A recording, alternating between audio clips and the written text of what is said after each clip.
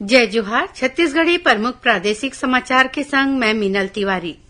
प्रधानमंत्री नरेंद्र मोदी ह आज वीडियो कॉन्फ्रेंसिंग ले 85,000 करोड़ रूपया ले ज्यादा के लागत के करीबन 6,000 रेल परियोजना के शिलान्यास और लोकार्पण करीन।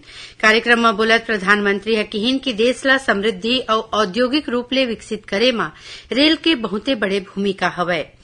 कार्यक्रम में प्रधानमंत्री ह छत्तीसगढ़ में करीबन 249 करोड़ रूपया के 43 रेल परियोजना के लोकार्पण और शिलान्यास करीन।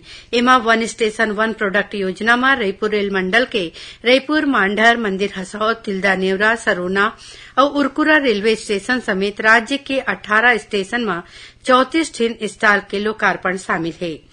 रेल परियोजना के शुभारंभ मौका में रायपुर रेलवे स्टेशन में राखे गए कार्यक्रम में राज्यपाल विश्वभूषण हरिचंदन और मुख्यमंत्री विष्णुदेव साय शामिल हुईन। ये मौका में राज्यपाल ह कहिन कि रेलवे के विकास के सोझे प्रभाव देश के विकास में होथे।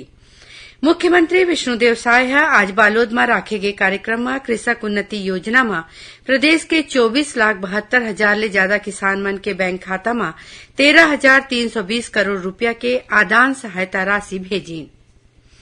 मुख्यमंत्री विष्णुदेव साय आज वीडियो कॉन्फ्रेंसिंग ले बिलासपुर ले नई दिल्ली और कोलकाता बर सोझे हवाई सेवा के हरियर झंडी दिखा के शुभारंभ करीन।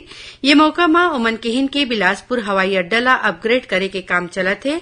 जल्दी चिहा नाइट लैंडिंग के सुविधा शुरू होही। जगदलपुर ले घलो नई दिल्ली बर आज ले विमान सेवा शुरू हो गए है। ये विमान जगदलपुर ले हफ्ता में 2 दिन सोमवार और शुक्रवार के उड़ान भरही। केंद्रीय औद्योगिक सुरक्षा बल सीआईएसएफ के 55वां स्थापना दिवस के मौका में आज दुर्ग जिला के उतई के सीआईएसएफ क्षेत्रीय प्रशिक्षण केंद्र में समारोह के आयोजन करेगी। समारोह के मुख्य अतिथि के रूप में केंद्रीय गृह राज्य मंत्री नित्यानंद राय शामिल हुईन।